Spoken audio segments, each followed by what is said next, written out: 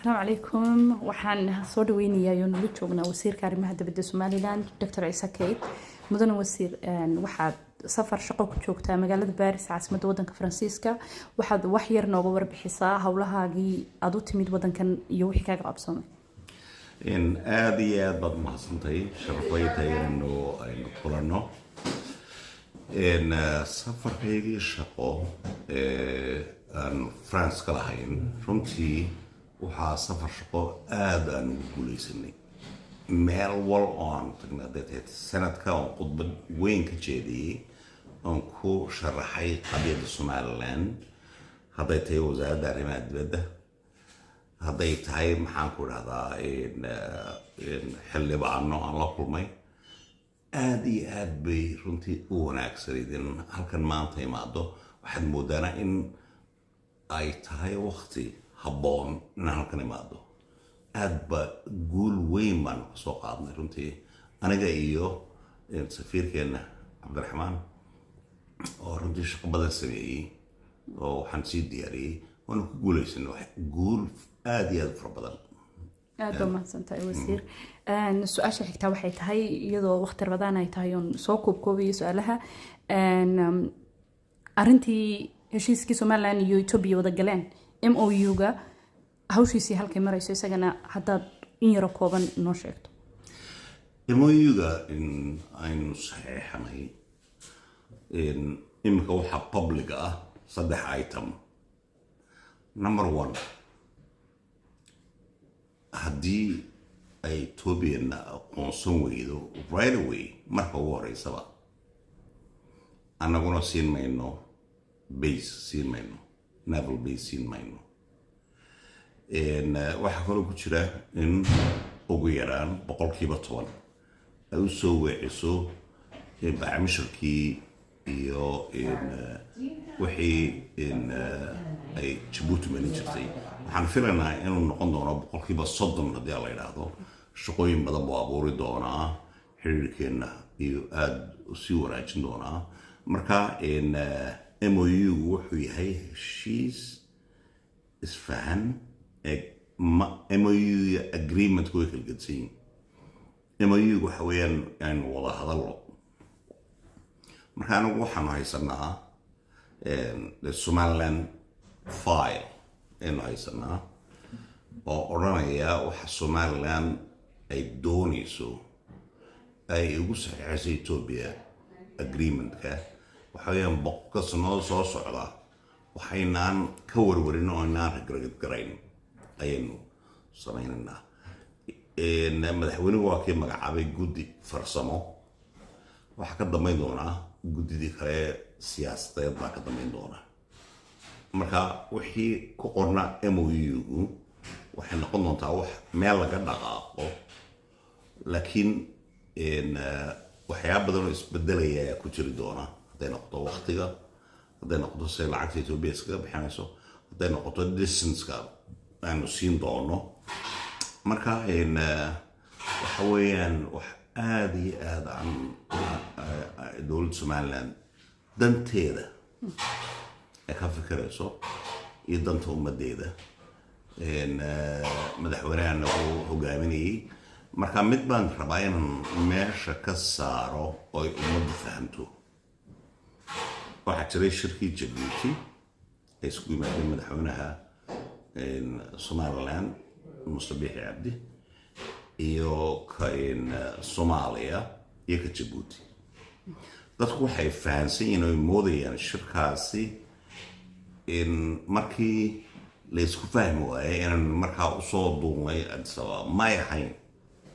4 bilood anigoo wasiirka arrimaha dibadda ayaan ka shaqaynayay MOU-dan maanta suurta gashay marka iskuma xidhnayn safarkii madaxweyne Biixi uu tagay Djibouti iyo MOU muddo badan baan ka soo shaqaynaynay marka maaha un reaction ka dhashay shirkii Djibouti sida ay dadku dad badan aaminsan yihiin aad baa mahadsantahay arrintaana waad ka jahil saartay dadkii arrinta aaminsanaa su-aasha halkaa iga soo dhex baxaysa waxay noqonaysaa wasiir MOU-gu sida la sheegayo Somaliland faa'iido badan buu leeyahay sidaad sheegteen dhammaantiin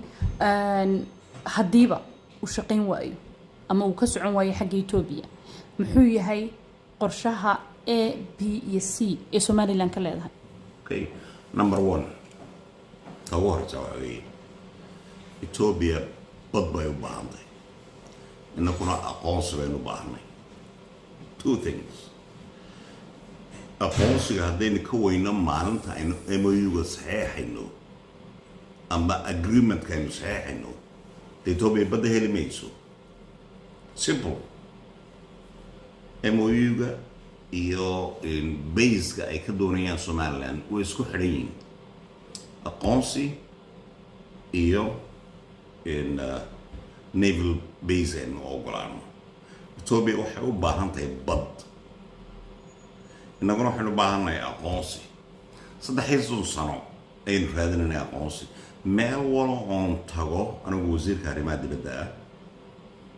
oo aan idhaahdo eega qadiyadada legal case-kayga eega waxaan leeyahay mar walbale waa in dowladda Afrikaana horta marka hore ay aqoonsataa. dowladda Afrikaana ka weyn Ethiopia ma jirto, as we know. marka waxaad moodaa in ilaahay wax isku keenay aqoonsi iyo naval base aanu siino. haddaanay jirin aqoonsi naval base jiri maayo. aad baa mahadsantahay wasiir. su-aasha xigta een jecelahay inaan ku weydiiyo anigoo kaaga mahad celinaya waqtiga qaaliga waxay tahay dad reer Somaliland baa su-aalaha ii soo dhiibay oo uga faa'iideysanay fursadan. waddanka aynu dariska nahay Soomaaliya sida aynu ognahay wuxuu nagula jiraa dagaal diblomaasiyadeed iyo dhinac walba leh hadday noqoto dagaal military oo ay dagaal ka wadaan deegaano ka mid ah Somaliland sida gobolka bariga gobolka Sool. maadaama dagaalka intaa leeg ay nagula jiraan dowladda Soomaaliya ee aynu dariska nahay Somaliland maxay 13 sano wada hadal ugula jirtay hadda se wada hadalladaasi ma yihiin kuwa laga yaabo inay dib u sii socdaan? marka ugu horeysa Soomaaliya dalka la yiraahdo waxaan isku daynay inaanu yeelano xiriir walaaltinimo. أنا هذا أوكي نقول extreme كمان شوفنا أقانس بان دورنا إذا كنا unity بيد دورنا أي دوني سه مركا أنت صدق طبعا سنة وجود ميسي وحوالله إنه كل شيء نارا ما يسوق تجين وقارب تشوف كذين مركا إن وضح لي هراء دمالي مرهدان لك كلمين honor grain waxaanu kaga faa'iideynaa ka helayno in Soomaaliya la sii korno runtii ma jirto. marka waxaanu nahay dad isku tashaday baynu nahay. waxaanu nahay dad 30 sano dalkoodii dib u dhisay. waxaanu nahay dad aaminsan inay wax qabsan karaan. waxaanu nahay dad laga dilay intaasoo 100,000 oo Hargeysa lagu laaliyay. waxaan noqonay qaxooti. noloshii ay Soomaaliya ina baday daraadeed waxaanu isku daynay markaa inaynu si walaalnimo isugu nimaadno inaynu war dhageysta annaga xidhiidhka iyo Jabuuti naga dhexeeya eega laba dal oo Soomaaliyeed ayaynu nahay. naaqoonsada oo xidhiidhka mid la midi hay naga dhaxayo laba dad oo walaal ah in noqono sida xilka loo Djibouti sida xilka loo Ethiopia Xasan Sheekh waxaad moodaa markuu arkay Somaliland inay cidda doonto la xiriiri karto cidda doonto la tashan karto xor ay tahay in dawaakan wareegaya Carab iyo meel walba. jawaabta la siiyaa waxay ahayd sovereignty-ga Soomaaliya ayaa la ilaalinaya. marka sovereignty-ga Soomaaliya kuma jirto ka Somaliland way isaga u baahan dalkiisa inuu nabad ka dhaliyo. isaga u baahan dalkiisa inuu ka ilaaliyo al-shabaab iyo waxan waxaad moodaa imika markuu adduunyada la hadlaya wuxuu ku yidhaahdaa heshiiska somaliland iyo ethiopia wuxuu iga jeedinayaa la dagaalankii al-shabaab waa propaganda khalad ah isaga ayaa abuuraya in ay sii kordho mushkiladda ka haysata al-shabaab waayo maalin walba masaajid buu tagaa wuxuu promote garayaa jihadism wax la idhaahdo wuxuu idhahdaa aynu la dagaalano somaliland iyo ethiopia isaga ayaa dalkiisa iyo meel walba keenaya xasiloon daraan al-shabaab isagaa ka mas-uula waxaan oo dhan somaliland waxay kartay in ay ka celiso dalkeeda al-shabaab iyo islamistka wax la yidhaahdo waxaa keenay taa ummadda reer somaliland oo ugu jirta dagaal ay kaga hortagayaan had iyo jeer oo ilaalinayaan dalkooda intaasoo kunoo qof ay naga dhintay intaasoo sannadood ayaynu dalkeena dib u dhisanay oo wixii ayna gaadhsiiyeen soomaaliya aynu dib uga soo kabanayni marka ma jirto waxaan la idhaahdo sheekadan xasan sheekhu la cararayo meel walba la marayo sovereigntyga kiisa ha ilaaliyo dalkiisa ha xukumo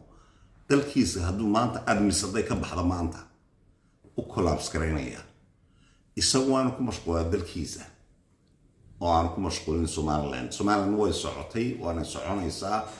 waxaa la yaala wax horjoogsan karana ma jirto ummaddeeda ayaa doonaysa inay noqdaan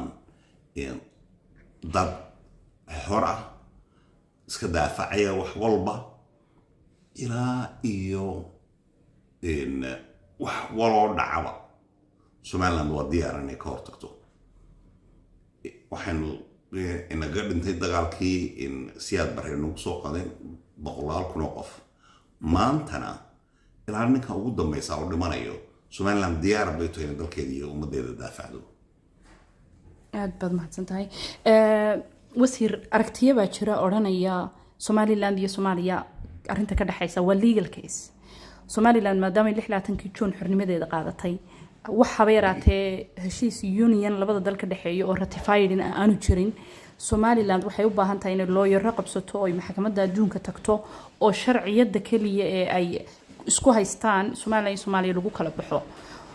maadaama uu legal case ka dhaxeeyo haba yaraatee wax wada hadal ku xalismaya ama wada hadal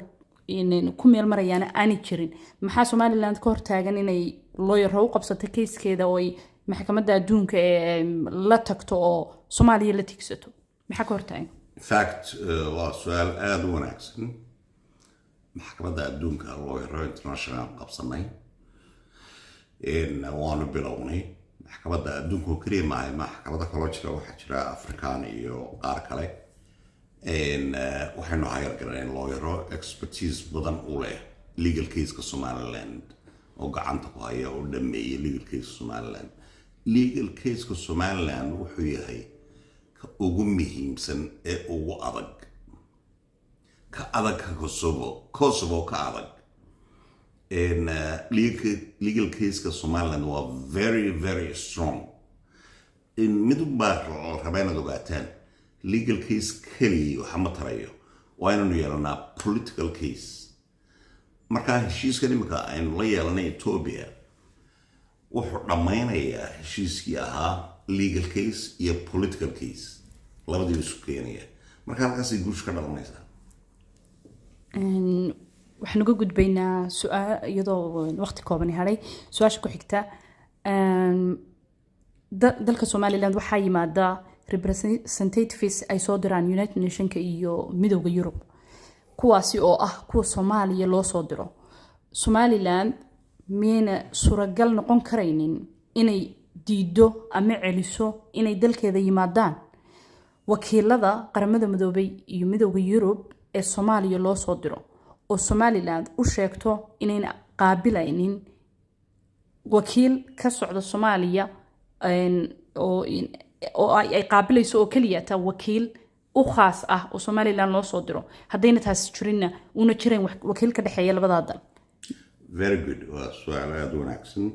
As a matter of fact, weygii hore aynu golo wasiir isku nimid oo aan arrintaa kaga hadlayno. Marka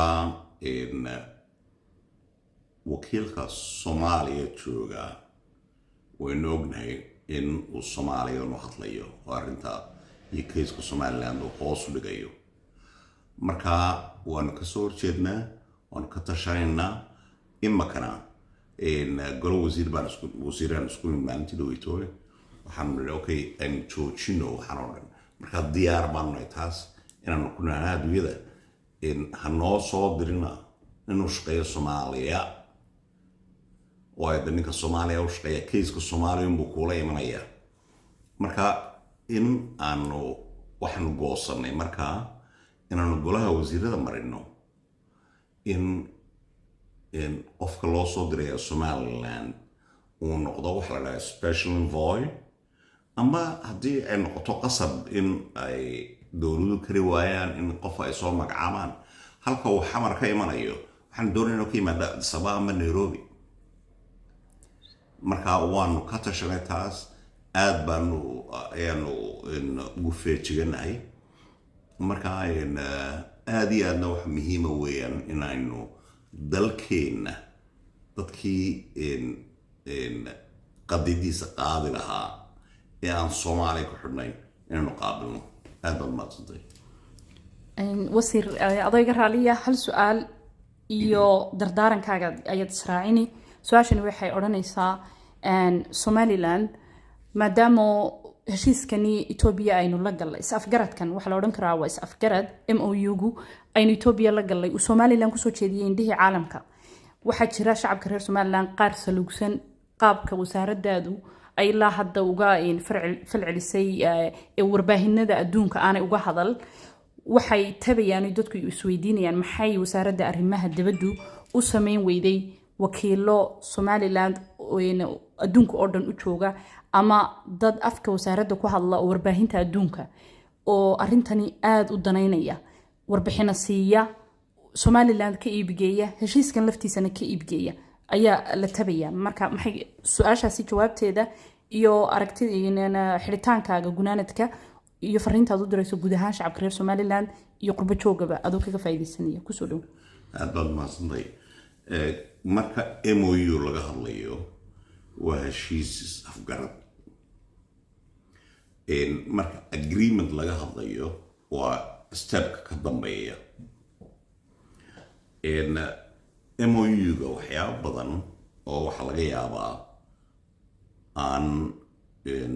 aynu ka leenahay maxaan ku dhahdaa aynu ka hadli karno amba aynu ka doodi karno marka la isku yimaado agreementka marka iska yara premature bay ahayd in adduunyada loo fidiyo wax aynaan goosan MOU-gu wuxuu ahaa wax confidential wuxuu ahaa dee waa kan madaxweynuhu magacaabay technical committee steering committee wax la yidhaahdo marka MOU waa la qaaday oo waa la akhriyayaa waa la darsayaa waxaa la sameynayaa MOU-gani intee Somaliland uga danaa halkay Somaliland wax ka bedeli kartaa maxaynu geyn karnaa markaynu isu nimaadno agreementka iyo negotiationka marka ilaa iyo inta waxaana aanu noqon wax bisil waxaanu goosanay inuu noqdo something confidential oo gaar ah horta marka hore wasaaradda arrimaha dibaddu of course may anigoo noqon doona marka dambe chief negotiatorka waxaan wadi doonaa waxaan goosanay marka hore inuu confidential noqoto oona cidnaba arag waayo ilaa inta aad waxan aad la fatirayso ee aad ka shaqaynayso dee ma aha wax dibadda la geyn karo waayo waxaan maanta ku idhaahdo MOU saas ay ahayd waxaa leeyahay Britain marka agreementka ay timaado inay wax iska bedelaan ummadda Somaliland mid baanu sheegayaa 30 sano ayayna aqoonsi raadinayn intaasoo boqol oo qof baa inaga dhintay aynu ku weyni waxaanu noqonay ummad isku tashata oo dalkooda dib u dhista marka waxaynu goosanay markaasi in waxyaabaha aynu adduunyada oo kale bilateral relations baynu galnay heshiisyeenu la galnay waxaa la arkay inuu nahay dal jira ayaa la arkay marka shacabka Somalilanders-ka adduunyada jooga waxaan ku leeyahay waanu idinla qaybsan doonaa si dhaqsaana idinla qaybsan doonaa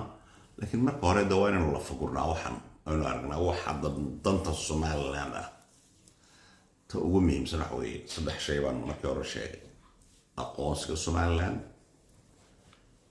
ogolaasho ah naval base-ka oo maalin kaliya miis kaliya lagu saxeexi doono iyo in loo soo wareejiyo